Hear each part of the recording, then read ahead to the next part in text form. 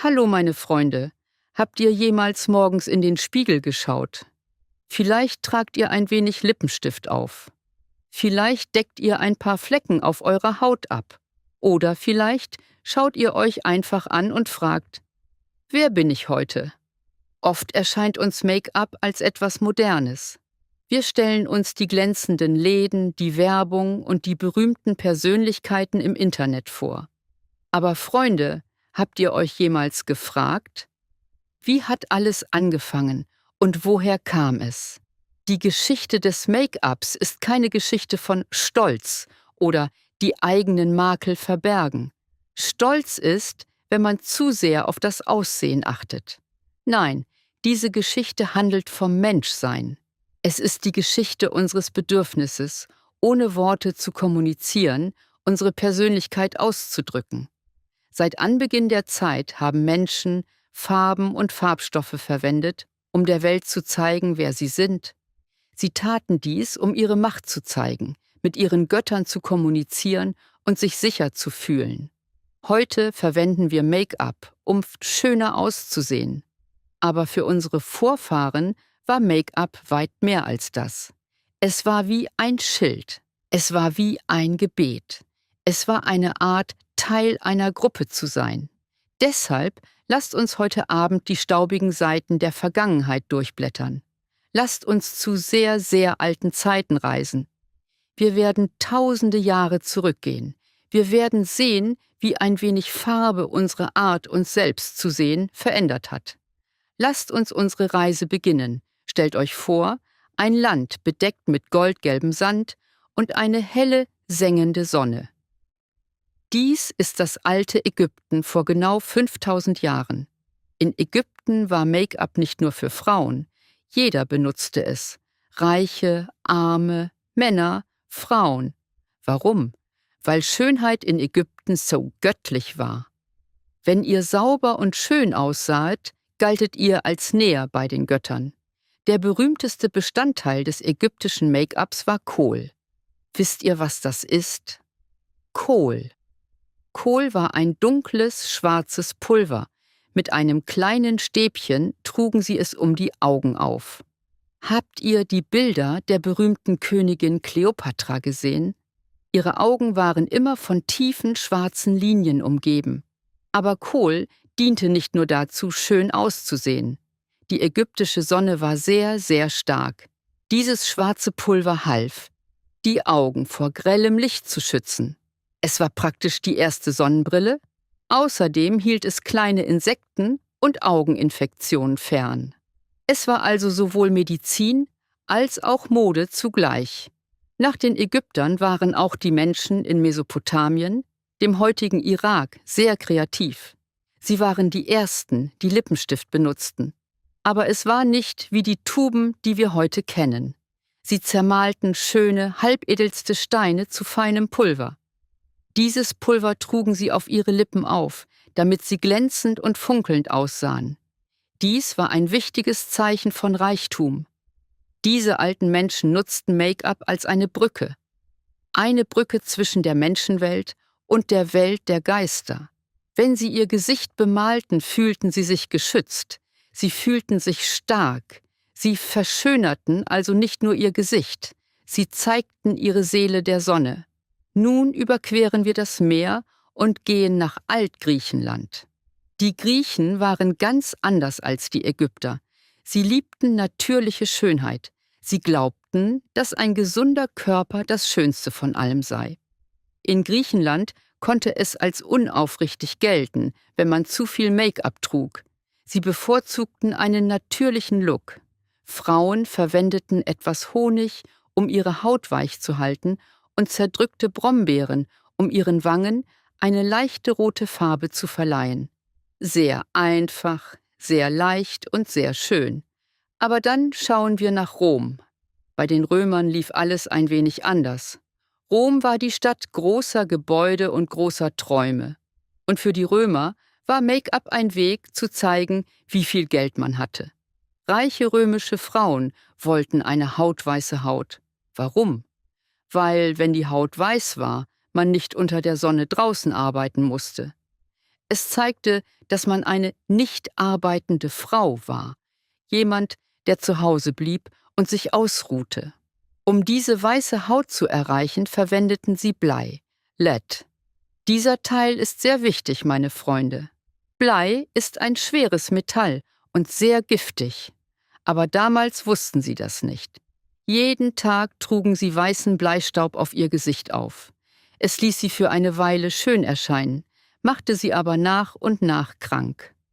Blei zerstörte ihre Haut und verursachte viele gesundheitliche Probleme. Seltsam, oder? Tausende von Jahren lang waren Menschen bereit, gefährliche Substanzen auf ihren Körper aufzutragen, nur um schön auszusehen. Sogar im antiken Rom ertrugen Menschen Schmerz für die Schönheit. Im Laufe der Jahrhunderte kamen wir nach Europa ins Mittelalter. Die Macht der Kirche war sehr groß. Kirchenführer betrachteten Make-up als Sünde. Denn wenn man sein Gesicht veränderte, log man angeblich zu Gott. Deshalb hörten die meisten Frauen auf, farbiges Make-up zu benutzen. Das Gesicht einer reinen Frau sollte sauber und schlicht sein. Schönheit wurde als Gefahr angesehen, etwas, das Probleme bringen konnte. Aber dann, nach einem langen Winter, kam die Renaissance. Die Renaissance war das Zeitalter der Kunst, Wissenschaft und Musik. Und auch das Make-up erlebte eine große Veränderung. Das berühmteste Beispiel war Königin Elisabeth I. von England. Sie hatte ein Aussehen, das jeder kannte und liebte. Ihr Gesicht war schneeweiß, ihre Haare leuchtend rot. In dieser Zeit verwendeten die Menschen immer noch das gefährliche weiße Blei. Außerdem benutzten sie Rouge. Rouge bedeutet auf Französisch rot. Dieses rote Pulver trugen sie auf Wangen und Lippen auf. Das Ziel war, wie eine Porzellanpuppe auszusehen, schneeweiß und makellos. Aber das hatte auch eine unbekannte und schlechte Seite. Da sie Blei verwendeten, war ihre Haut voller Wunden. Um die Wunden zu verbergen, trugen sie noch mehr Blei auf. Es war ein trauriger Kreislauf. Sie versuchten, ein fast unerreichbares Ideal zu erreichen, ein perfektes Erscheinungsbild. Als wir in die 1700 Jahre kamen, begann die georgianische Ära. Das war die Zeit von je mehr, desto besser. Die Menschen trugen riesige Perücken aus Pferdehaar. Auf Haare und Gesicht trugen sie weiße Puder auf. Sogar Männer benutzten Make-up. Es war die Zeit von Partys und Theater. Wenn man reich war, wollte man, dass jeder das deutlich sieht. Aber dann änderte sich die Welt erneut. Im 1800er Jahren wurde Königin Victoria die führende Figur in England. Sie war eine sehr ernste Frau. Sie hielt Make-up für niederträchtig. Niederträchtig bedeutet niedrigklassig oder vulgär. Sie sagte, nur Schauspielerinnen oder böse Frauen benutzten Make-up. Für ungefähr 60 Jahre verschwand Make-up aus dem öffentlichen Leben. Wenn eine Frau schön aussehen wollte, musste sie wie ein Geheimagent vorgehen. Sie musste ihre Wangen kneifen, damit sie erröteten, ihre Lippen beißen, damit sie wie blutend aussahen und so tun, als trüge sie nichts auf.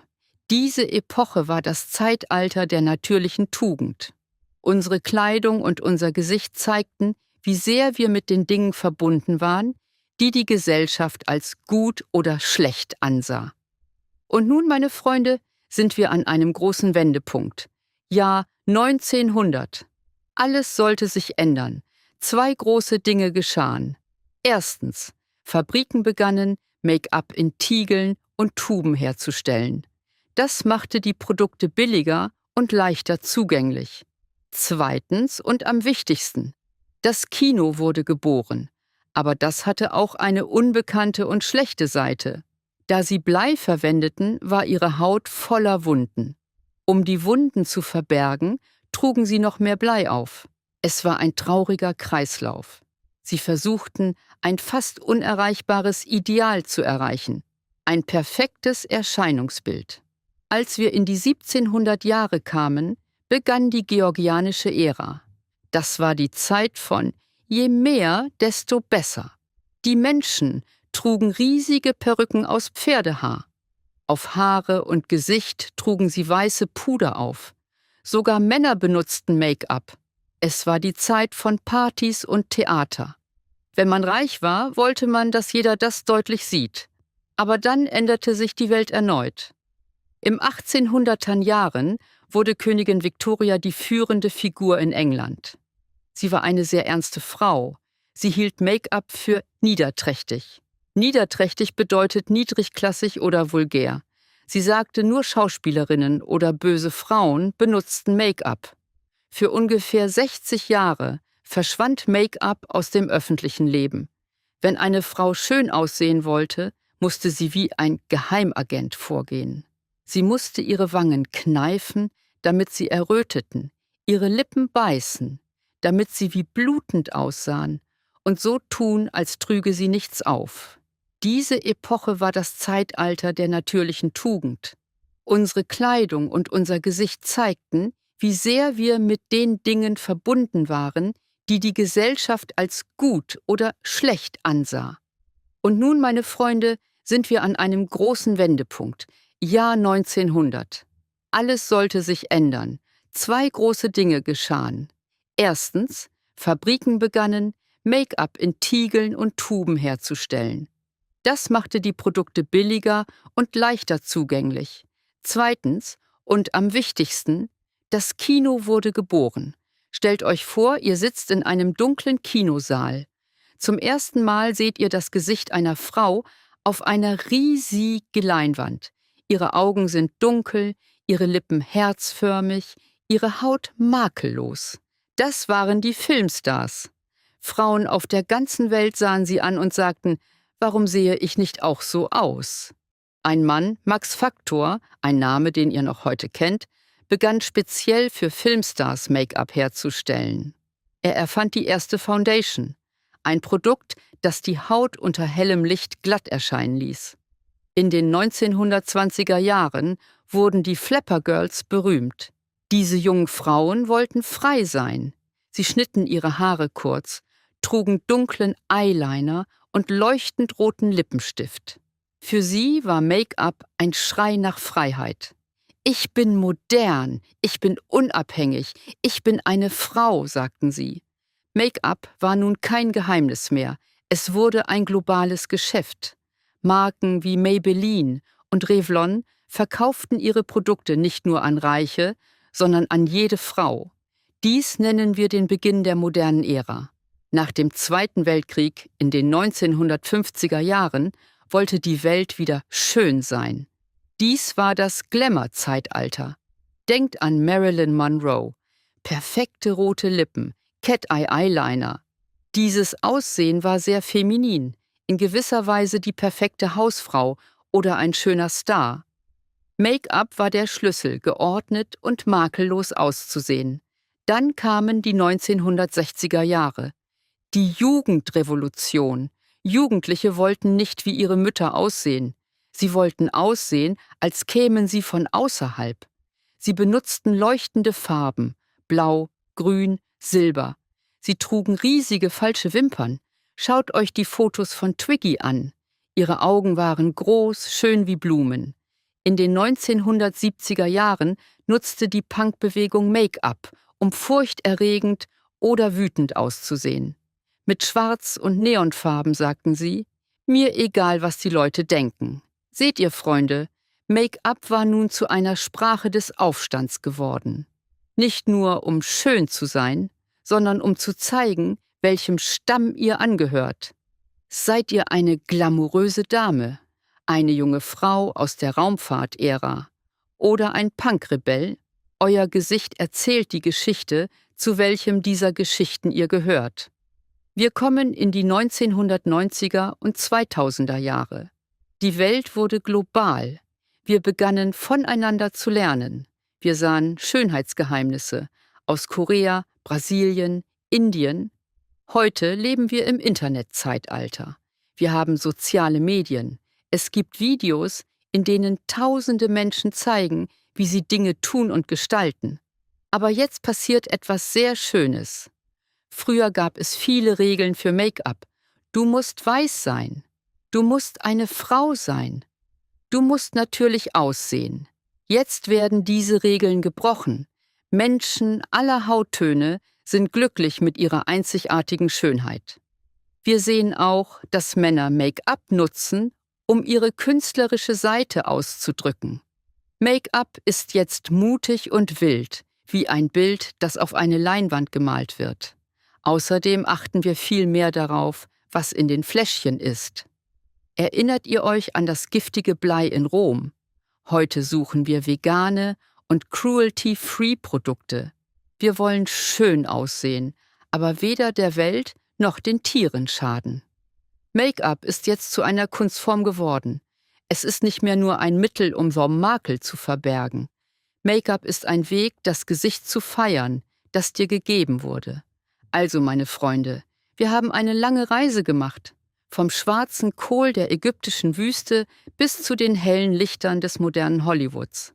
Was haben wir also in diesem Video gelernt? Wir haben gelernt, dass Make-up eigentlich ein Spiegel der Geschichte ist. Wenn die Welt strenge Regeln hat, wird Make-up versteckt. Wenn die Welt frei ist, farbt Make-up. Wenn wir Angst haben, benutzen wir es wie einen Schild. Wenn wir glücklich sind, ist es ein Werkzeug des Feierns.